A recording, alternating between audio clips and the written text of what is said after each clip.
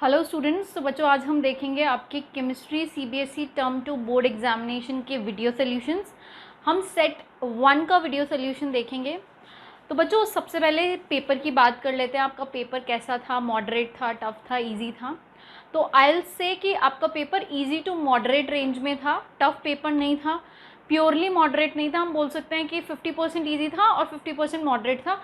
बाकी tough as such कोई भी क्वेश्चन नहीं आया था।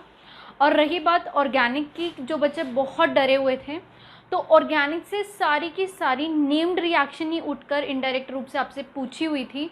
किसी ने अगर सारी नेम्ड रिएक्शन अच्छे से की होंगी तो उसे ऑर्गेनिक में 13 आउट ऑफ 13 मार्क्स मिले होंगे। ठीक है, तो लेट्स सी द सोल्यूशन। हम चलते हैं फर्स्ट सेक्शन ए की तरफ। तो सेक्शन ए में आपसे पूछा था प्रिडिक्ट द रिएजेंट। ये जो ट्रांसफॉर्मेशंस गिवन है, जैसे यहाँ गिवन है बेंजाइल क्लोराइड टू बेंजेल्डिहाइड, तो आपको क्या बताना है? इनके रिएजेंट्स बताने हैं फॉर स्पेसिफिक ट्रांसफॉर्मेशंस। तो देखो बच्चों, बेंजॉइल क्लोराइड से बेंजेल्डिहाइड आपको बनाना है। यहाँ पर अगर किसी बच्चे को याद हो तो यहाँ पे जो हम रिएजेंट यूज़ करते हैं वो हम यूज़ करते हैं palladium BaSO4 in the presence of H2। ठीक है, और ये कौन सी रिएक्शन है? रोसेनमुंड रिएक्शन है। ठीक है, तो यहाँ पर बेंजॉइल क्लोराइड से आप आसानी से बेंजेल्डिहाइड बना सकते हो। जिसने भी ये नेम्ड रिएक्शन जिसको भी याद होगी उसने आसानी से रिएजेंट बता दिया होगा। ठीक है, नेक्स्ट चलते हैं इथेनॉल टू 3 हाइड्रोक्सी ब्यूटेनॉल। देखो H से लेके ब्यूट में जा रहा है, मतलब 2 कार्बन रेंज से वो 4 कार्बन रेंज में जा रहा है। फंक्शनल ग्रुप में कोई भी चेंज नहीं आ रहा है और एडिशनल थर्ड पोजीशन पे हाइड्रोक्सी लग रहा है। जहाँ पे number of carbon just double हो जाए, ऐसी रिएक्शन हमारे दिमाग में फर्स्ट आनी चाहिए। वो कौन सी आनी चाहिए? Aldol reaction, aldol condensation reaction. तो यहाँ पर देखो सिंपल सी बात है, इथेनॉल अगर आप देखो CH3CHO, अगर आप CH3CHO की 2 यूनिट लोगे और इसे ट्रीट करोगे किससे? डाइल्यूटेड NaOH से, उस केस में यहाँ पे क्या होगा? यहाँ पर एक तो क्या होगा आपका कार्बेनाइन का जनरेशन होगा जो कि न्यूक्लियोफाइल की तरह बिहेव करेगा और अपनी ही दूसरी यूनिट पर क्या कर देगा? अटैक कर देगा। और यहाँ पे हमारे पास जो प्रोडक्ट बनेगा वो क्या बनेगा? 3 हाइड्रोक्सी ब्यूटेनॉल। क्या बनेगा? 3 हाइड्रोक्सी ब्यूटेनॉल बनता है। तो यहाँ पर मैं बना देती हूँ CH3CHOH, यहाँ पे CH2, यहाँ CHO। ठीक है, ये क्या है आपका? 3 हाइड्रोक्सी और ब्यूटेनॉल। ठीक है, तो यहाँ पे जो आपको यूज़ करना था वो diluted NaOH as an reagent use करना था और हीट यूज़ नहीं करना था। अगर आप हीट यूज़ करते तो इसका फर्दर क्या होता? हीटिंग पे यहाँ से क्या होता? अल्फ़ा कार्बन से हाइड्रोजन और बीटा कार्बन से OH बाहर निकलता और वाटर का रिमूवल होकर हमारे पास इनल बन जाता। जबकि हमें एल्डोल कंडेंसेशन प्रोडक्ट नहीं बताना था, हमें सिर्फ एल्डोल प्रोडक्ट ही बताना था। ठीक है, नेक्स्ट चलते हैं।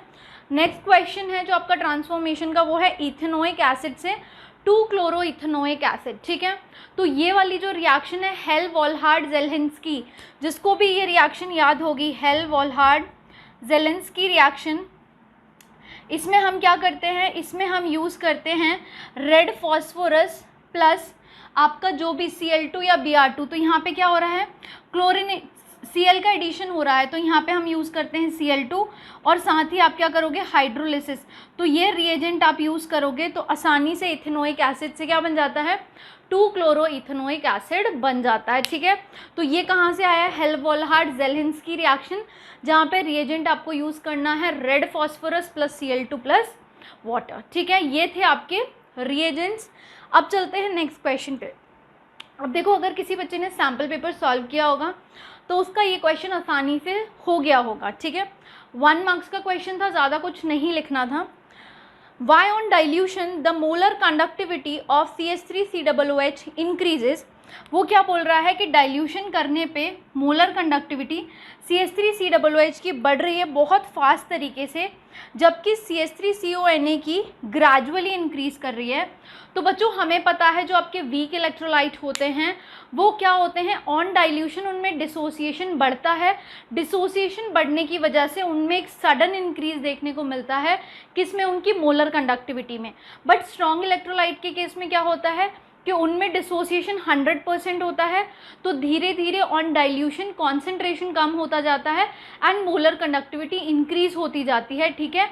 और इनफाइनाइट डाइल्यूशन पे हम क्या देख सकते हैं, उनकी लिमिटिंग मोलर कंडक्टिविटी भी डिटरमाइन कर सकते हैं। तो बच्चों ये कैसा इलेक्ट्रोलाइट है, स्ट्रॉन्ग इलेक्ट्रोलाइट। CH3COOH कैसा है, वीक इलेक्ट्रोलाइट। तो वीक इलेक्ट्रोलाइट के केस में क्या होता है, वीक इलेक्ट्रोलाइट के केस में जैसे ही आप डाइल्यूशन बढ़ाते हो तो डिसोसिएशन बढ़ता है, तो क्या होता है, मोलर कंडक्टिविटी में एक सडन इंक्रीज देखने को मिलता है, ठीक है। इतना ही था इसका आंसर, इससे ज़्यादा नहीं था। नेक्स्ट चलते हैं, सेकंड क्वेश्चन देखते हैं। सेकंड क्वेश्चन का ही सेकंड पार्ट, ठीक है। ये सेकंड क्वेश्चन का फर्स्ट पार्ट था, ये सेकंड पार्ट है, ठीक है। What happens if external potential applied becomes greater than E0 cell of electrochemical cell. देखो अगर आप जो एक्सटर्नल पोटेंशियल दे रहे हो वो E0 सेल से ज़्यादा है, तो उस केस में रिएक्शन कैसी हो जाती है बच्चों, रिवर्स हो जाती है, और वहाँ पे सेल किसकी तरह बिहेव करने लगता है, लाइक एन इलेक्ट्रोलाइटिक सेल। तो यहाँ पे आंसर लिखेंगे, रिवर्स रिएक्शन देखने को मिलती है, ठीक है, रिवर्स रिएक्शन देखने को मिलेगी एंड सेल किसकी तरह बिहेव करने लगेगा, इलेक्ट्रोलाइटिक सेल की तरह, ठीक है। अब नेक्स्ट चलते हैं, नेक्स्ट क्वेश्चन क्या था, इंटरेस्टिंग क्वेश्चन था, आपके किससे था, ऑर्गेनिक से था ये क्वेश्चन, ऑर्गेनिक से था ये क्वेश्चन। तो किस तरीके से डिज़ाइन क्वेश्चन था, और स्पेसिफिकली अमाइंस चैप्टर से ये क्वेश्चन था, बिल्कुल सैम्पल पेपर के पैटर्न के हिसाब से ही उन्होंने क्वेश्चंस दिए थे, कुछ आगे पीछे नहीं किया। यहाँ देखो, यहाँ पे उन्होंने एक कंपाउंड ए दिया है, एक कंपाउंड बी है, कुछ सी बन रहा है और आपका कुछ डी बनेगा, आपको इनके स्ट्रक्चर्स बताने हैं, ठीक है। तो सबसे पहले आपको ए का ही स्ट्रक्चर बताना है। तो देखो C3H7NO को हम कैसे डिज़ाइन करेंगे, C3H7NO का स्ट्रक्चर कैसा होगा, तो देखो CH3 CH2, यहाँ पे C डबल बॉन्ड O, यहाँ पर NH2। देखो बच्चों 3 कार्बन है, C3 हो गया, H7 है तो ये 5 हाइड्रोजन और 2 ये 7 हाइड्रोजन हो गए, ऑक्सीजन 1 है, नाइट्रोजन 1 है। क्लियर है ये चीज़। तो ये क्या बन गया हमारा, ये अमाइड का फॉर्मेशन हो गया। क्या बना है, ये हमारा प्रोपेनामाइड, ठीक है, ये प्रोपेनामाइड है। जब आप इसका क्या करोगे, हीटिंग करते हो इन the presence of Br2 and KOH, बच्चों यहाँ पे क्या होने वाला है, होफमैन ब्रोमामाइड डिग्रेडेशन। देखो मैंने अच्छे से बताया था लास्ट वीडियो में कि होफमैन ब्रोमामाइड डिग्रेडेशन पढ़ के जाना, यहाँ से क्वेश्चन आएगा ही आएगा, कार्बेलामीन रिएक्शन से क्वेश्चन आएगा ही आएगा, हिंसबर्ग रिएजेंट से क्वेश्चन आएगा ही आएगा, और एक ही क्वेश्चन में सब कुछ आ गया, एक ही क्वेश्चन में सब कुछ आ गया। तो देखो जब आप इसका क्या करोगे, होफमैन ब्रोमामाइड डिग्रेडेशन कर रहे हो, हीटिंग कर रहे हो इन the presence of Br2 and KOH, तो उस केस में क्या होगा, 1 कार्बनलेस अमाइन बनता है। क्या बनता है, 1 कार्बनलेस अमाइन। तो ये जो ग्रुप है ये गायब हो जाएगा और क्या बनेगा, CH3 CH2 एंड NH2। क्या बन गया आपका, इथेन अमाइन। क्या बना है, इथेन अमाइन। अब उन्होंने बोला है इथेन अमाइन का आपको रिएक्शन कराना है क्लोरोफॉर्म से इन the presence of alcoholic KOH। तो बच्चों यहाँ पे कौन सी रिएक्शन हो रही है, ये आपका कार्बेलामीन रिएक्शन है। कौन सी, कार्बेलामीन रिएक्शन, या फिर आप बोल सकते हो आइसोसाइनाइड टेस्ट। इसमें किसका फॉर्मेशन होता है, आइसोसाइनाइड का, जो कि एक फाउल स्मेल देता है। कैसी स्मेल देता है, फाउल स्मेल। तो देखो यहाँ पे क्या बनता है, CH3 CH2 NC, ठीक है, ये बनेगा।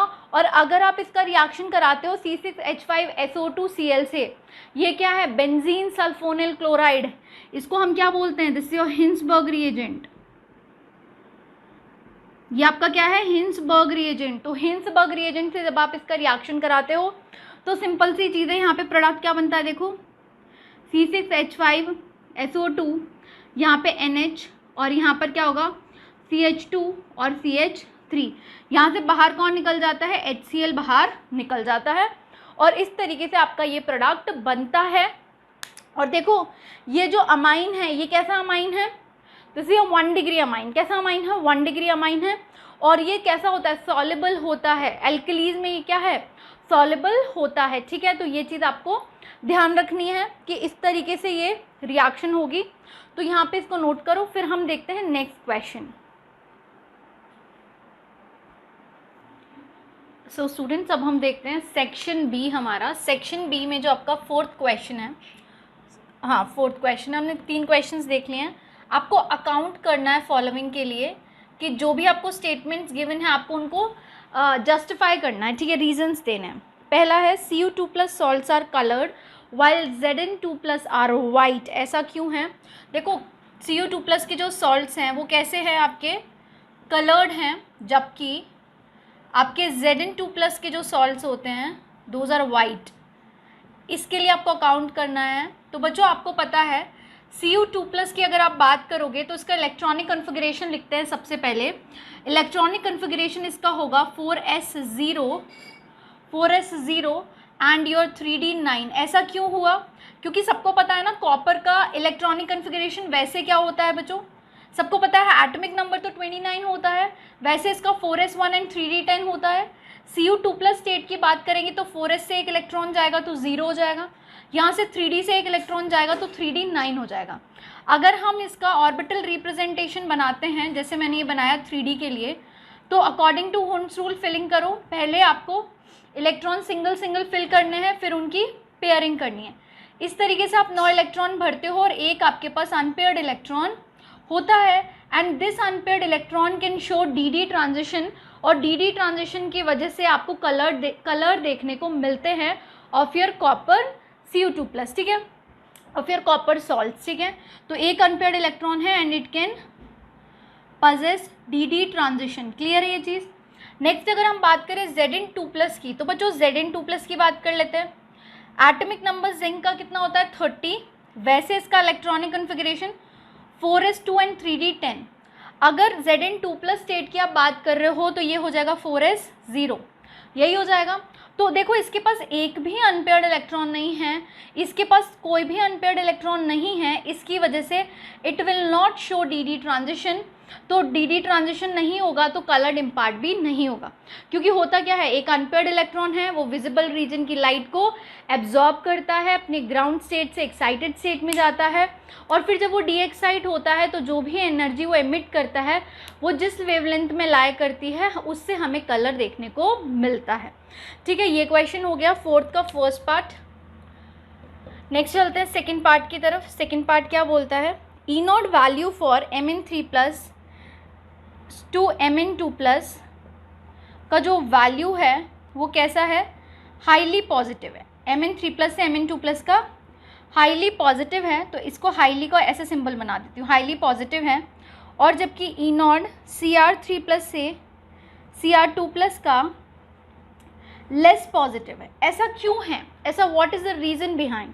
तो देखो बच्चों Mn3+ से Mn2+ मतलब रिडक्शन हो रहा है आपके Mn का। तो आप खुद देखो बच्चों, Mn3+ से Mn2+ जाने के लिए Mn3+ को एक इलेक्ट्रॉन गेन करना है and it will go into Mn2+ state. Clear है ये चीज़? तो बच्चों इसका इलेक्ट्रॉनिक कन्फिगरेशन देखो, Mn3+ स्टेट में इसका इलेक्ट्रॉनिक कन्फिगरेशन होता है 4s0 एंड 3d4, जबकि Mn2+ स्टेट में ये होता है 4s0 एंड 3d5। और बच्चों ये स्टेबल हो रहा है, एक इलेक्ट्रॉन गेन करने के बाद ये स्टेबल हो रहा है, इसलिए ये एक पॉजिटिव रिस्पॉन्स शो कर रहा है फॉर योर रिडक्शन। Mn3+ से Mn2+ रिडक्शन हो रहा है और एक पॉजिटिव रिस्पॉन्स इसलिए देखने को मिल रहा है क्योंकि Mn2+ अपने हाफ फिल्ड स्टेबल स्टेट में जा रहा है, जबकि Cr3+ से Cr2+ के लिए लेस पॉजिटिव वैल्यू है। ऐसा क्यों? तो देखो हम इसका रीज़न भी देख लेते हैं। Cr3+ एक इलेक्ट्रॉन गेन करेगा और Cr2+ में जाएगा।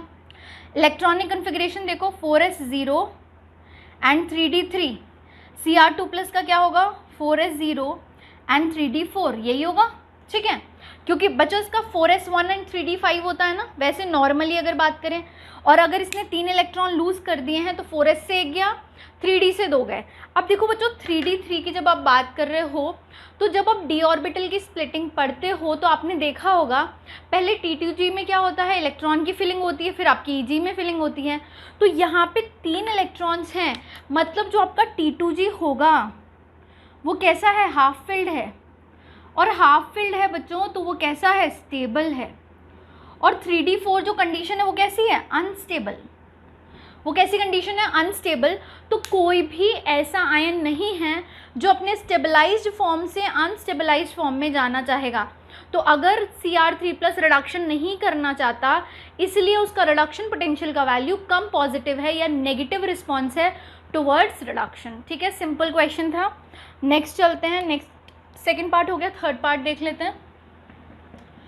थर्ड पार्ट क्या बोलता है, ट्रांजिशन मेटल्स फॉर्म अलॉय। ठीक है, तो ये वाला भी बहुत सिंपल था कि आपके जो ब्रॉन्ज हो गए, ब्रास हो गए, ये सब क्या हैं, ये अलॉयज ही तो हैं ट्रांजिशन मेटल्स के।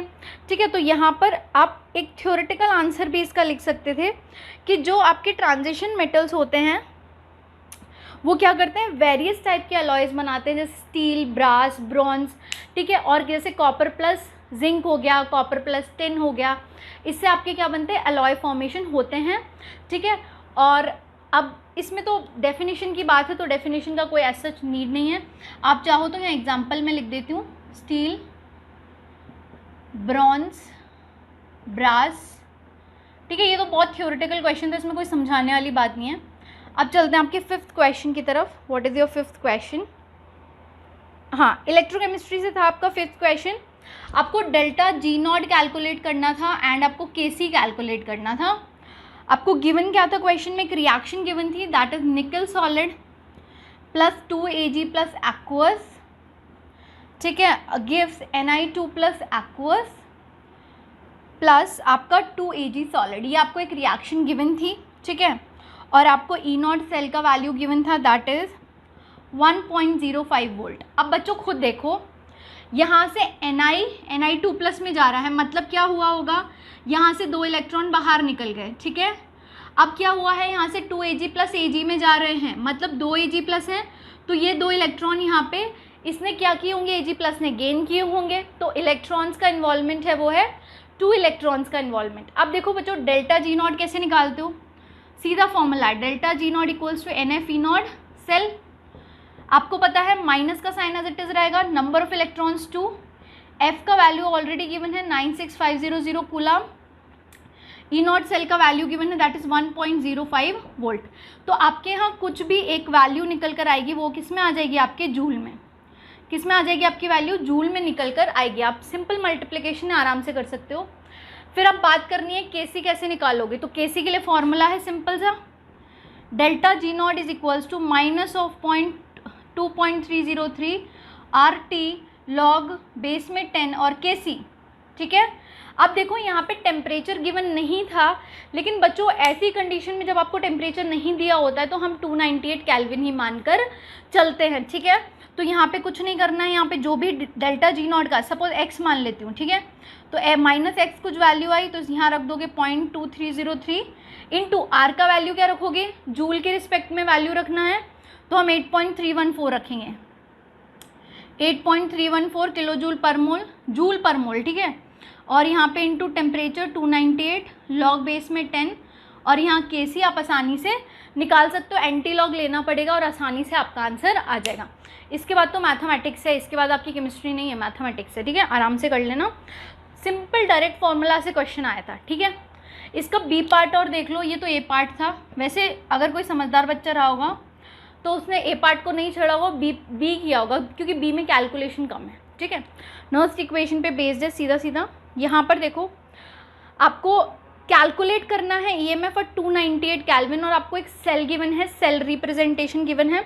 तो देखो सेल रिप्रेजेंटेशन क्या है, Fe सॉलिड से आपका क्या बन रहा है, Fe2 प्लस, इसका कॉन्सेंट्रेशन गिवन है 0.001 मोलर। ठीक है, यहाँ सॉल्ट ब्रिज लगा हुआ है, यहाँ पे H प्लस, और इसका कॉन्सेंट्रेशन गिवन है 0.001 मोलर। ठीक है, और ये क्या बना रहा है, H2 गैस, और इसका प्रेशर है 1 बार। ठीक है, अब देखो बच्चों, आप खुद समझ सकते हो यहाँ पे कि किस तरीके से रिएक्शन रही होगी। Fe2 प्लस में जा रहा है, मतलब क्या हो रहा है, ऑक्सीडेशन। तो Fe गया Fe2 प्लस में, इसने 2 इलेक्ट्रॉन लूज किए, यहाँ पे H प्लस बैठा है जिसका हो रहा है रिडक्शन, यहाँ से 2 इलेक्ट्रॉन आ रहे हैं, तो 2 इलेक्ट्रॉन कौन गेन करेगा, 2H प्लस। बैलेंस कर दो इसको, तो यहाँ पे क्या हो जाएगा, H2 गैस बाहर निकलेगी इस तरीके से। तो ओवरऑल जो रिएक्शन निकल कर आती है बच्चों, वो क्या होती है, 2 इलेक्ट्रॉन से 2 इलेक्ट्रॉन कैंसिल, और यहाँ पर क्या हो जाएगा, देखो 2H plus plus Fe gives Fe2 plus plus आपकी हाइड्रोजन गैस। H प्लस का कॉन्सेंट्रेशन गिवन है, Fe2+ का कॉन्सेंट्रेशन गिवन है। देखो यहीं बता देती हूँ, आपको निकालना है ई सेल, ठीक है। ई नॉट सेल का वैल्यू आपको ऑलरेडी गिवन है। ई सेल कैसे निकालते हो नर्स्ट इक्वेशन से, तो E naught cell -0.0591 upon n log base में 10। अब देखो concentration of product upon concentration of reactant, ठीक है। तो प्रोडक्ट में कॉन्सेंट्रेशन किसका है, Fe2+ का, और यहाँ पे H प्लस का, तो क्या रखेंगे Fe2+ आयन का concentration upon H plus ion का कॉन्सेंट्रेशन। एक और चीज़, स्टोइकोमेट्रिक कोफिशिएंट जाता है पावर में, तो H प्लस आयन के कॉन्सेंट्रेशन का पावर हो जाएगा 2। तो ई सेल इक्वल्स टू, देखो ई नॉट सेल का वैल्यू गिवन है क्वेश्चन में 0.44 वोल्ट, आपको अलग से ही मेंशन्ड है गिवन में। तो देखो 0.44 माइनस 0.0591, इलेक्ट्रॉन कितने इन्वॉल्व हैं, n, 2 इलेक्ट्रॉन इन्वॉल्व हैं, 4 मत कर देना, 2, ठीक है। यहाँ लॉग बेस में 10, कॉन्सेंट्रेशन रख दो, इसका कितना गिवन है 0.001, इसका गिवन है 0.01 इंटू 0.01, स्क्वायर है ना, होल स्क्वायर। अब आप खुद देखो, इसका डेसिमल हटाओ, यहाँ आ जाएगा 10⁻3, इसका डेसिमल हटाओ, ऊपर आ जाएगा 10⁻4, 10⁻4 से 10⁻3 कैंसिल, ऊपर 10 बचेगा, क्या बचा यहाँ, E cell equals to 0.44 minus of 0.0295, मैंने डिवाइड कर दिया इसको इनटू लॉग बेस में 10, तो लॉग बेस में 10 और 10, लॉग 10 का वैल्यू होता है 1, तो इंटू 1 करो, ऐसा कुछ, और यहाँ पे आपका आंसर वोल्ट में निकल कर आएगा, इसको माइनस कर सकते हो। तो बहुत सिंपल से ही थे दोनों क्वेश्चन, चाहे ये न्यूमेरिकल हो चाहे ये न्यूमेरिकल हो, पर बी वाला ज़्यादा इजी था, कम कैलकुलेशन है, कम टाइम कंज्यूमिंग है, आसानी से कर सकते हो। नोट करो, फिर आगे चलते हैं। देखो अब शायद क्लियरली विजिबल है जो हमने कॉर्नर में कैलकुलेशन की है। सो बच्चों अब नेक्स्ट क्वेश्चन देखते हैं, that is your 6th question.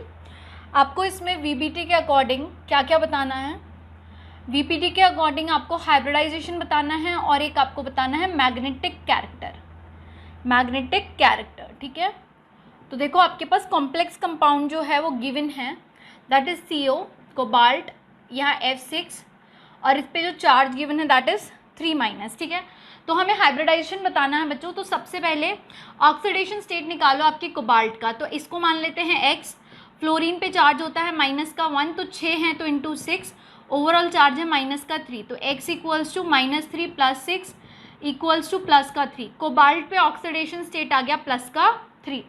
Atomic number कितना होता है इसका 27, तो इसका क्या करेंगे, इलेक्ट्रॉनिक कन्फिग्रेशन लिखेंगे, वैसे होना चाहिए 4s2 3d7, पर होता क्या है 4s0 3d6।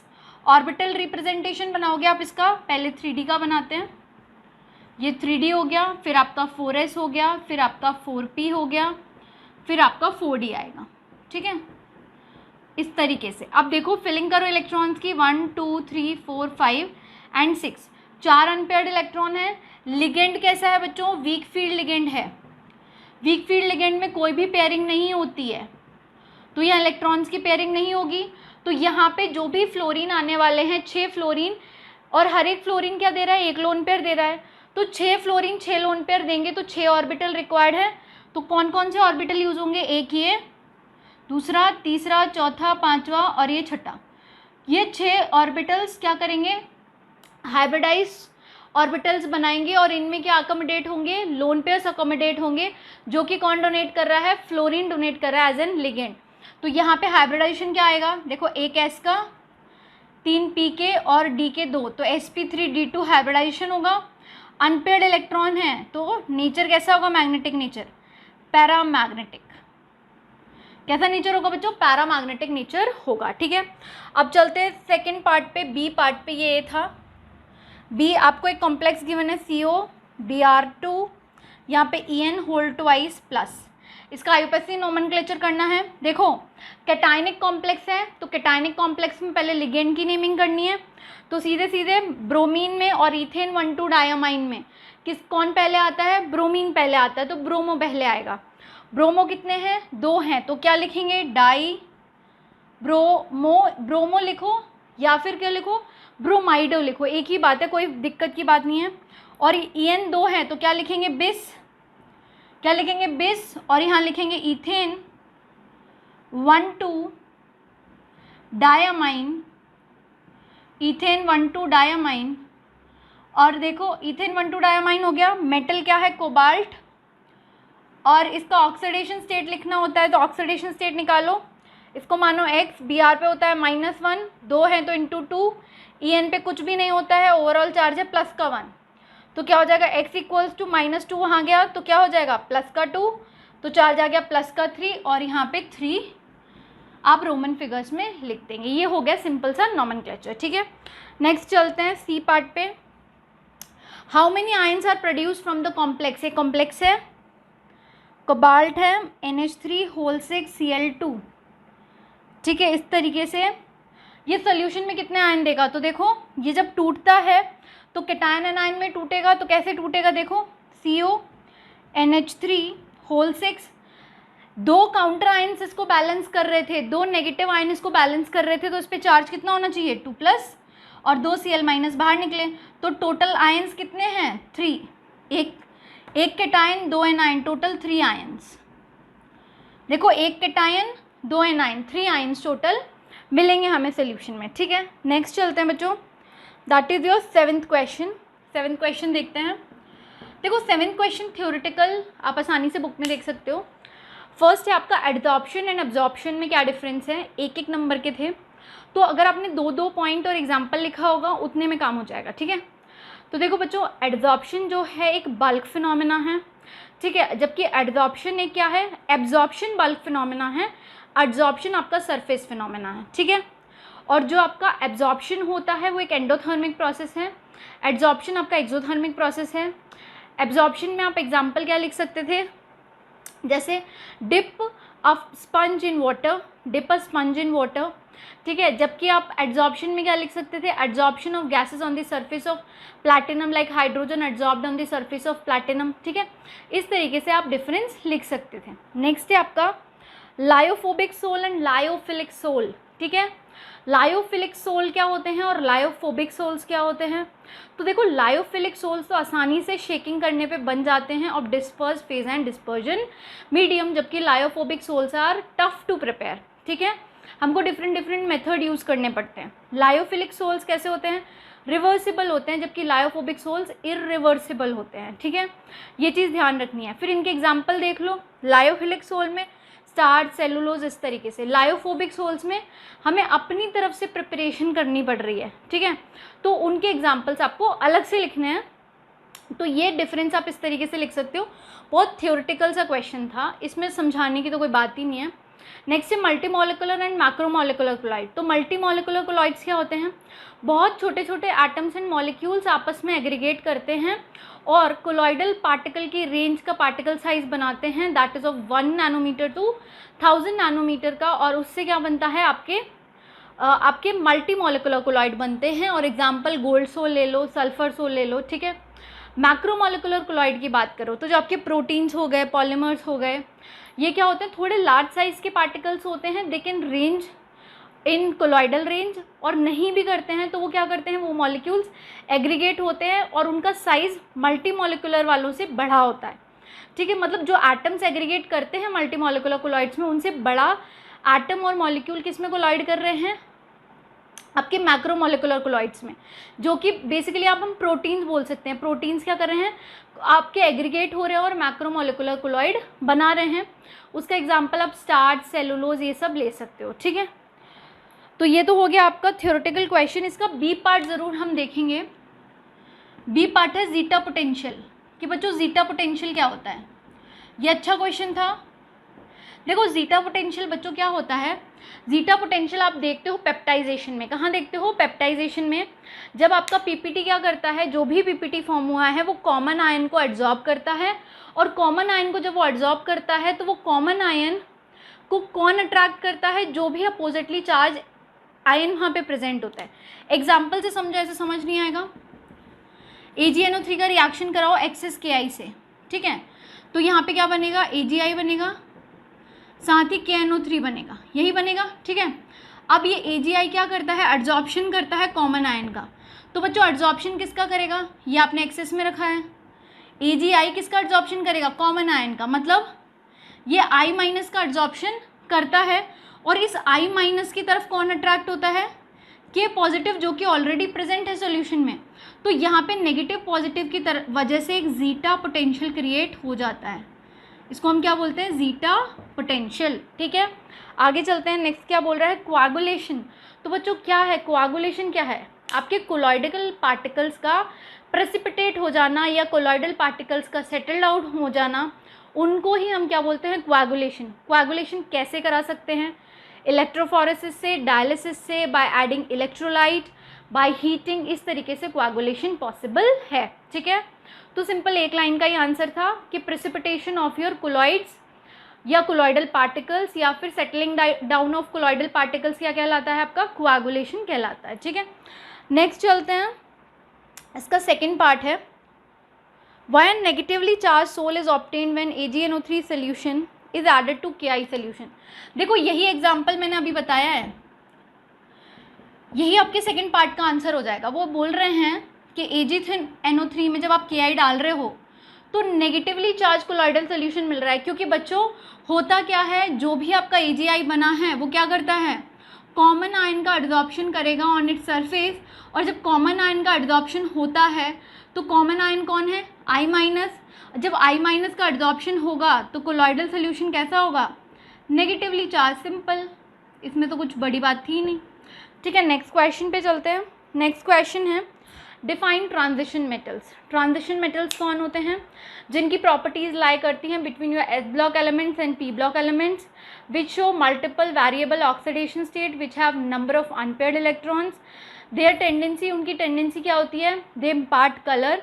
तो ये सारी ट्रांजिशन मेटल्स की आप प्रॉपर्टीज लिख सकते थे, और स्पेशली D ब्लॉक एलिमेंट्स को हम ट्रांजिशन एलिमेंट्स या मेटल्स बोलते हैं। ठीक है, नेक्स्ट चलते हैं। Why zinc, cadmium and mercury not called transition elements. बच्चों इसलिए क्योंकि जिंक, कैडमियम एंड मर्करी के D ऑर्बिटल्स कंप्लीटली फिल्ड होते हैं। कैसे होते हैं? कंप्लीटली फिल्ड होते हैं। इसकी वजह से वो DD ट्रांजिशन शो नहीं करते हैं, जो कि एक प्रॉपर्टी है किसकी? आपके D ब्लॉक एलिमेंट्स की। उनकी मल्टीपल ऑक्सीडेशन स्टेट भी देखने को नहीं मिलती हैं। इसी में और आगे चलते हैं। How is the variability in oxidation state of transition metals different from that of P block elements. तो बच्चों ये वाला मैं बता देती हूँ। 8th क्वेश्चन है। देखो जो आपका जैसे मान लो Fe2+ है, Fe2+ के बाद आपको Fe3+ देखने को मिलता है, जबकि P ब्लॉक में आपको +3 के बाद सीधी +5 ऑक्सीडेशन स्टेट देखने को मिलती है। तो हम बोल सकते हैं D ब्लॉक एलिमेंट्स में +1 ऑक्सीडेशन का डिफरेंस होता है 1 यूनिट का, और यहाँ पे 2 यूनिट का डिफरेंस देखने को मिलता है। ये डिफरेंस आ जाता है। ठीक है, नेक्स्ट चलते हैं। आपका 9th question, what happens when. 9th का A पार्ट है। जब आप ट्रीट कर रहे हो प्रोपेनॉन को, आपने प्रोपेनॉन को ट्रीट किया है किससे? CH3 MgBr से, और फर्दर हाइड्रोलाइज भी किया है। तो बच्चों ये क्या है? ग्रिग्नार्ड रिएजेंट है। इसमें एल्काइल पार्ट नेगेटिव होता है, ये पार्ट पॉजिटिव होता है। ये इलेक्ट्रॉन डेफिशिएंट साइट है, पार्शियल पॉजिटिव। ये इलेक्ट्रॉन रिच साइट है, पार्शियल नेगेटिव। ये इसको अप्रोच करता है, बॉन्ड के इलेक्ट्रॉन यहाँ शिफ्ट होंगे, तो यहाँ क्या बनेगा? देखो CH3, एक CH3 ऊपर लगा देती हूँ, CH3, CH यहाँ पर एक यहाँ लगा देती हूँ, CH3। देखो 2 CH3 पहले से, एक ये जुड़ गया, 3 CH3 हो गए। यहाँ पे O पे माइनस, और यहाँ पे क्या हो जाएगा? MgBr पॉजिटिव इससे जुड़ जाएगा। जब आप इसका हाइड्रोलिसिस करते हो तो यहाँ पे ये OH में कन्वर्ट हो जाता है, और यहाँ पे CH3, CH3 और यहाँ पर OH और यहाँ पर CH3, ये बन गया। इसको नाम कर सकते हो आप 2, देखो 2 मिथाइल प्रोपेन 2 ऑल। ठीक है, 2 मिथाइल प्रोपेन 2 ऑल, आप इसकी नेमिंग कर सकते हो। कैसे? ऐसे कर लो नंबरिंग, 1 2 3 1 2 3 यहाँ से कर लो, तो 2 पे मिथाइल प्रोपेन और 2 पे ऑल। ठीक है, इसका एक पार्ट हो गया। सेकंड पार्ट देखते हैं, इसको नोट करो पहले। तो बच्चों 9th का B पार्ट देख लेते हैं। B पार्ट क्या बोल रहा है? यहाँ पे गिवन है आपके पास CH3, CH2, CHO, और गिवन है आपके पास zinc amalgam in the presence of acid, जो कि है HCl, यही गिवन है। ठीक है, कॉन्सेंट्रेटेड HCl। अब देखो ये कौन सी रिएक्शन है बच्चों? क्लेमेंसन रिडक्शन रिएक्शन है। क्लेमेंसन रिडक्शन रिएक्शन है। क्लेमेंसन रिडक्शन रिएक्शन में क्या होता है? रिडक्शन हो जाता है और एल्केन का फॉर्मेशन होता है, तो CH3 CH2 CH3 प्रोपेन बनता है। क्या बनेगा? प्रोपेन बनेगा। ठीक है, नेक्स्ट चलते हैं। नेक्स्ट क्या है? नेक्स्ट है आपके पास साइक्लोहेक्सेन है, उससे आपका CONA sodium salt of carboxylic acid है, प्लस आप इसका ट्रीटमेंट कर रहे हो NaOH से, CaO और हीट के साथ, तो डीकार्बोक्सिलेशन रिएक्शन है सोडा लाइम के प्रेजेंस में। कौन सी रिएक्शन है? डीकार्बोक्सिलेशन रिएक्शन है। तो यहाँ से क्या होता है? Na2CO3 बाहर निकल जाता है। क्या हो रहा है? Na2CO3 बाहर निकलेगा और यहाँ पे क्या बनता है? एल्केन का फॉर्मेशन, देखो साइक्लो एल्केन बनेगा और साथ ही Na2CO3 बाहर निकल जाएगा। ठीक है, चलते हैं नेक्स्ट क्वेश्चन पे। नेक्स्ट क्वेश्चन क्या है? इसका ही बी पार्ट है। अच्छा, ये सेकेंड और थर्ड पार्ट थे और 9th का बी पार्ट और पार्ट देख रहे हैं, बी पार्ट। बी में हम फर्स्ट देखेंगे। देखो यहाँ पे गिवन है आपके पास CH3COCl इथेनॉल क्लोराइड गिवन है। इसका रिएक्शन आप करा रहे हो CH3 होल ट्वाइस CD से। सिंपल सी चीज़ है बच्चों, यहाँ पे क्या होता है? 2 यूनिट्स ऑफ क्या इथेनॉल क्लोराइड रिक्वायर्ड होती हैं और यहाँ से Cl का रिमूवल हो जाता है और इसकी जगह कौन जुड़ जाता है? एल्काइल ग्रुप, जो कि आपका CH3 ग्रुप है और यहाँ बनता है CH3 C double bond O, यहाँ पर CH3 और इसकी 2 यूनिट मिलती हैं और ये होता है CdCl2। अगर किसी बच्चे को नहीं समझ आए तो मैं एक शॉर्ट में समझा देती हूँ। देखो यहाँ पे CD है, यहाँ पे CH3 होगा, यहाँ भी CH3 होगा। यहाँ पे देखो ये इलेक्ट्रॉन डेफिशिएंट साइट है, इलेक्ट्रॉन रिच साइट है। यहाँ पे ये कैसा है? ये पार्शियली नेगेटिव पार्ट है, ये R नेगेटिव के फॉर्म में होता है। ये इसको अप्रोच करेगा, ये बॉन्ड के इलेक्ट्रॉन यहाँ शिफ्ट होंगे। जब ये वापस शिफ्ट होते हैं तो Cl बाहर निकल जाता है। तो एक यूनिट पे एक अल्काइल ग्रुप अटैक करता है, दूसरे यूनिट पे दूसरा अल्काइल ग्रुप अटैक करेगा और आपके पास जो प्रोडक्ट बनेगा इस तरीके से 2 यूनिट्स ऑफ एसीटोन मिलती हैं।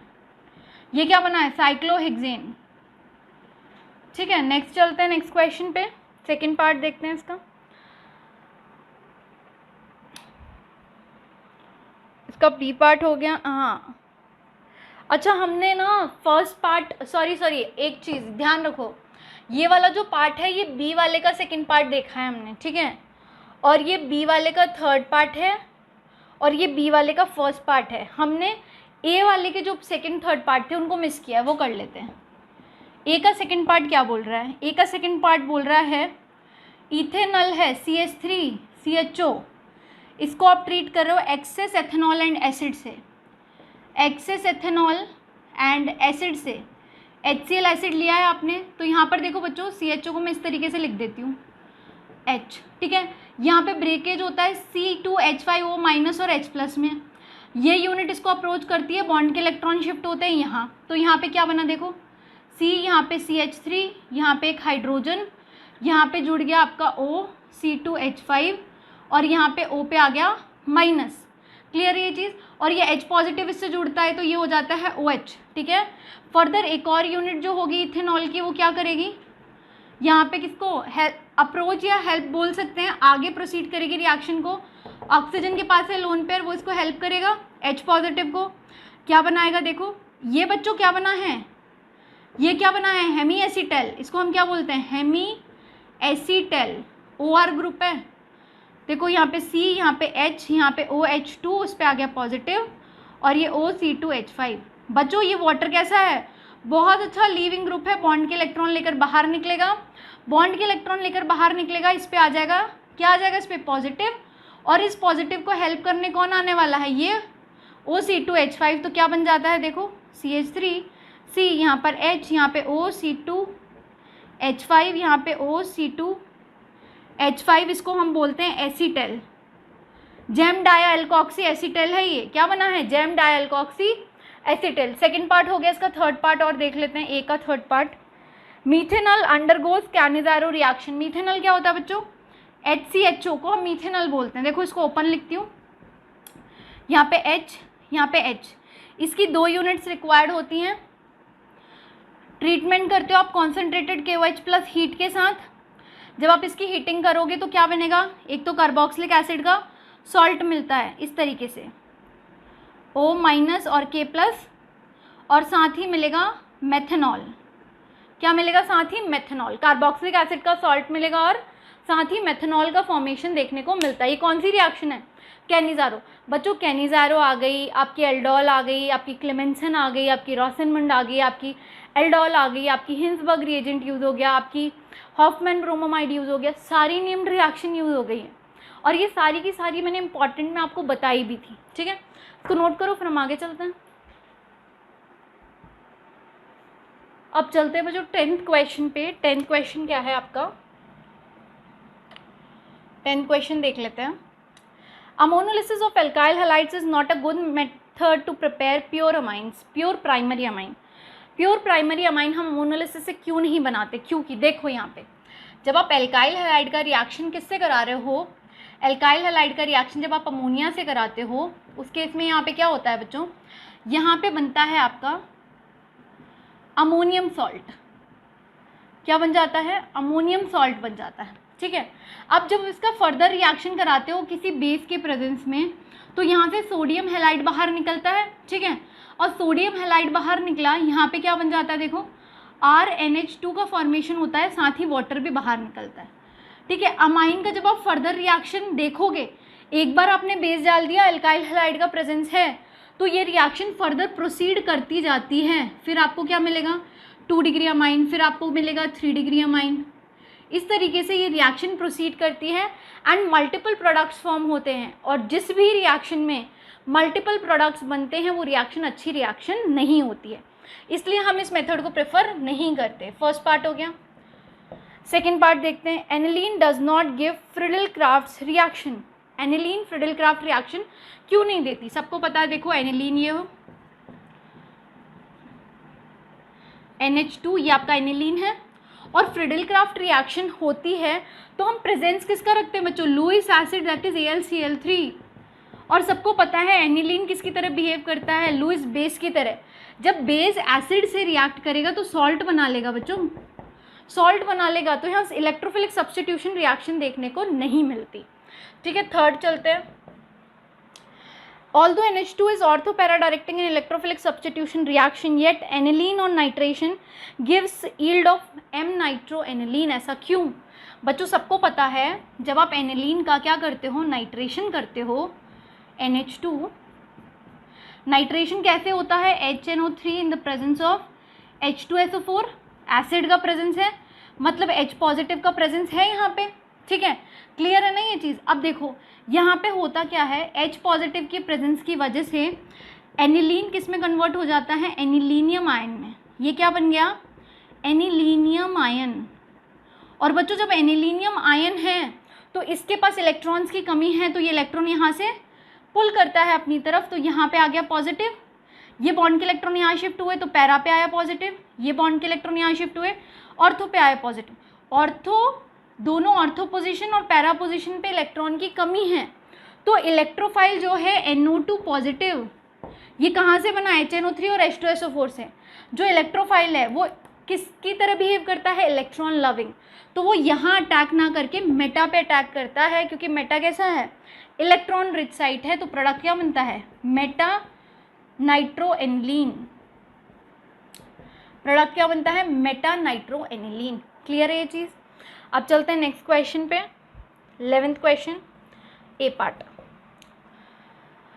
2 पेयर्स गिवन है, उनमें आपको बताना है इन दोनों पेयर्स में which of the acid expect to be stronger, इन दोनों में से स्ट्रॉन्गर एसिड कौन है। तो देखो FCH2COOH, और इसका एक और गिवन है दैट इज CH3COOH।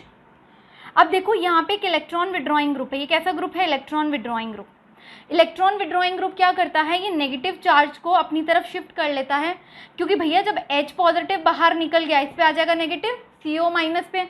अगर ये इलेक्ट्रॉन डेंसिटी फ्लोरीन अपनी तरफ शिफ्ट कर लेगा तो ये H पॉजिटिव आसानी से निकल जाता है, जबकि यहाँ पर उल्टी CH3 का कौन सा इफेक्ट शो कर रहा है, प्लस का इफेक्ट शो कर रहा है, इलेक्ट्रॉन डेंसिटी को CO माइनस पे बढ़ा रहा है, तो H पॉजिटिव आसानी से बाहर नहीं निकलता।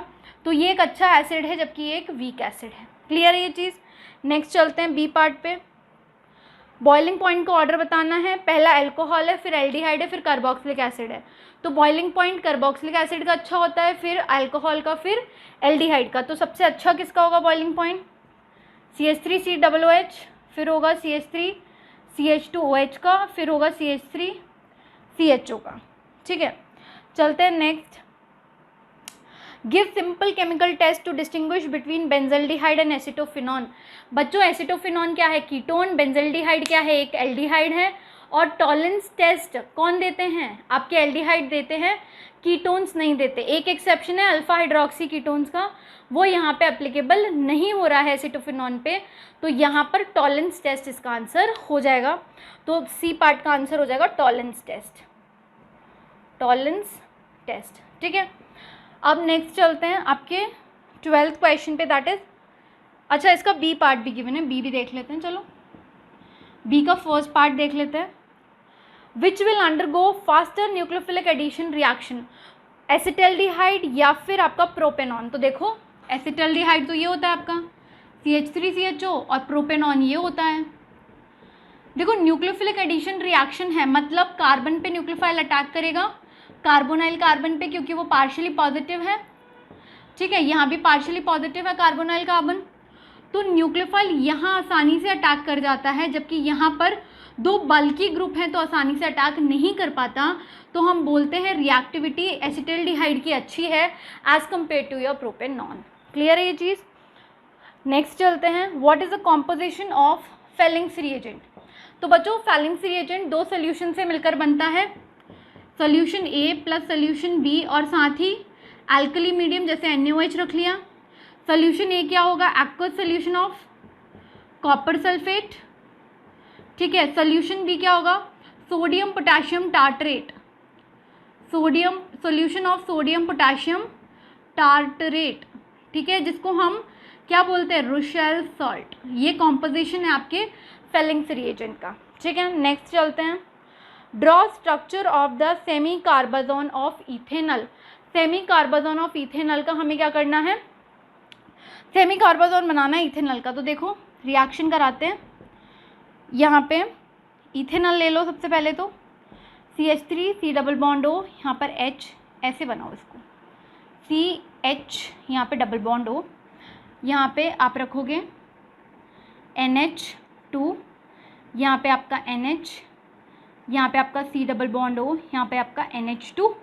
ठीक है, यहाँ से क्या होता है? वाटर का रिमूवल होता है, और यहाँ पे इथेनॉल का सेमी कार्बाजोन बन जाएगा, डबल बॉन्ड N, यहाँ पे NH, यहाँ C डबल बॉन्ड O, यहाँ पे NH2। ठीक है, ये क्या बन गया आपका? Structure of semicarbazone of ethanol. ठीक है, इथेनॉल का सेमी कार्बाजोन हमने बना लिया। ठीक है, इसको नोट करो, फिर हम आगे चलते हैं। तो बच्चों लास्ट देखते हैं आपका सेक्शन सी केमिकल काइनेटिक्स से था आपका 12th क्वेश्चन है। 12th क्वेश्चन का हमें देखना है ए पार्ट। सबसे पहले बोल रहा है effect of temperature on the rate constant of a reaction. देखो टेम्परेचर बढ़ाने से रेट कांस्टेंट बढ़ता है, क्लियर है ये चीज़? और कैसे बढ़ता है? अगर आप टेम्परेचर को 10 डिग्री सेल्सियस से राइज करते हो तो रेट कांस्टेंट आपका कैसा हो जाता है? डबल हो जाता है। अगर आप 10 डिग्री सेल्सियस से राइज करते हो टेम्परेचर तो रेट कांस्टेंट क्या हो जाता है? Rate constant of reaction doubles. ठीक है, सेकंड चलते हैं। एक आपके पास रेट लॉ गिवन है, ऑर्डर ऑफ रिएक्शन बताना है। Rate is equals to K A to the power 2 and B to the power 1/2। देखो रिएक्टेंट्स की जो पावर होती है वो इंडिविजुअल क्या है? ऑर्डर है, और ओवरऑल ऑर्डर ऑफ रिएक्शन आप कैसे निकालते हो? ये आपको पावर्स को ऐड करना है, तो n इक्वल्स टू 2 + 1/2, तो ये क्या हो जाएगा? 5/2। ठीक है, and your order can be your order can be in fraction. ठीक है, how order and molecularity different for complex reaction. देखो बच्चों जो मॉलिकुलरिटी है वो कॉम्प्लेक्स रिएक्शन के लिए डिटरमाइन नहीं होती है। Molecularity is only determined for your elementary reactions, जबकि जो ऑर्डर ऑफ रिएक्शन है वो कॉम्प्लेक्स रिएक्शन के लिए डिटरमाइन होती है। ठीक है, और कॉम्प्लेक्स रिएक्शन में भी स्पेसिफिकली हम किसके लिए बात करते हैं? आपकी स्लो स्टेप या RDS स्टेप के लिए। ठीक है, अब चलते हैं डी ऑप्शन के लिए। डी ऑप्शन है first order reaction had rate constant कितना गिवन है? 2 × 10⁻⁻⁶ second inverse. First order reaction बोल रहा है। नेक्स्ट है टाइम बताना है, how long it will take, और रिएक्टेंट पहले कितना था, मतलब R0 कितना था? 6 ग्राम, और आपका टाइम टी के बाद कॉन्सेंट्रेशन कितना बचा है 2 ग्राम। तो आपको टाइम बताना है। फर्स्ट ऑर्डर रिएक्शन के लिए फॉर्मूला क्या होता है, T is equals to 2.303 upon K log base में 10 R0 अपॉन RT, ठीक है। तो T इक्वल्स टू क्या हो जाएगा 2.303 2 इंटू 10⁻³ लॉग बेस में 10 6/2, तो ये कैंसिल होके 3 बचेगा। अब आप इसको आसानी से सॉल्व कर सकते हो, ठीक है। इसमें कोई इतनी हार्ड एंड टफ चीज़ नहीं है, आप इसको आसानी से कैलकुलेट करोगे और जो भी टाइम आएगा वो सेकेंड्स में आएगा, ठीक है। किस में आएगा, सेकेंड्स में, क्योंकि सेकेंड इनवर्स यूनिट है ना, तो टाइम भी सेकेंड में निकल कर आएगा। सेकेंड इनवर्स रेट कांस्टेंट का यूनिट है, यहाँ सेकेंड इनवर्स मत कर देना। अब आगे चलते हैं, इसका सेकेंड पार्ट है, और पार्ट और कर लेते हैं। क्या बोल रहा है, half life of a radioactive decay of C14 is T have given है 6930 ईयर्स, ठीक है। An archaeological artefact containing wood had only 75% of C14 found in a living tree. Living tree में बच्चों पहले कितना रहा होगा, 100% रहा होगा। अब कितना दिख रहा है उनको, सिर्फ 75%। तो 100 हम मान सकते हैं R0 इनिशियल कॉन्सेंट्रेशन, और हम आफ्टर टाइम टी कितना कॉन्सेंट्रेशन होगा 75, ठीक है। और अब बोल रहा है कि आपको बताना क्या है, एज बतानी है सैम्पल की, सैम्पल की एज बतानी है। अब देखो जो भी आपकी रेडियो एक्टिव रिएक्शंस होती हैं वो फर्स्ट ऑर्डर रिएक्शंस होती हैं, ठीक है। तो फर्स्ट ऑर्डर रिएक्शन के लिए हाफ लाइफ क्या होती है 0.693 अपॉन के, ठीक है। हाफ लाइफ आपको गिवन है, रेट कांस्टेंट आप निकाल लोगे कैसे, 0.693 अपॉन 6930, डेसिमल हटाओ तो यहाँ पे 693 से 693 कैंसिल, बचेगा ऊपर 10⁻⁴ सेकेंड इनवर्स। क्लियर है ये चीज़। अब आगे चलते हैं, क्या होगा, आपको बताना है टाइम। क्या बताना है आपको, टाइम बताना है ना, हाँ एज बतानी है या टाइम बताना है, सेम ही चीज़ है। तो फॉर्मूला लगाओ, T इक्वल्स टू 2.303 के लॉग बेस में 10 और यहाँ पे R0 अपॉन RT वैल्यू रख दो। 2.303 के का वैल्यू हो जाएगा 10⁻⁴, यहाँ पे लॉग बेस में 10, R0 कितना है 100, बच्चा कितना है 75, तो कैंसिल कर दो, ये हो जाएगा 4 और ये हो जाएगा 3, तो log 4/3 हो जाएगा। इस तरीके से हमने किसी 25 से डिवाइड कर दिया डायरेक्ट।